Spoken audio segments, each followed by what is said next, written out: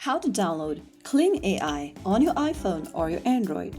Hi everyone, welcome back to Wake&Tech. If you are on Android or iOS, whether you are using smartphone or tablets or even iPads, if you want to download the Kling AI app, then first of all, go ahead and make sure that the device you are using is connected to a stable internet. Once it is, go ahead and open up Google Play Store or your App Store. Go and find the search bar, which should be at the bottom of the screen, and in the search box at the top, type in Kling AI. Once you search for that, in the search result, look for this application that says Kling AI Image and Video Maker from Kling AI. Now, tap on Install or Get button to begin the installation process.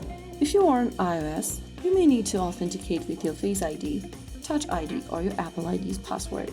Once you are done with it and the installation is done, you can tap on Open.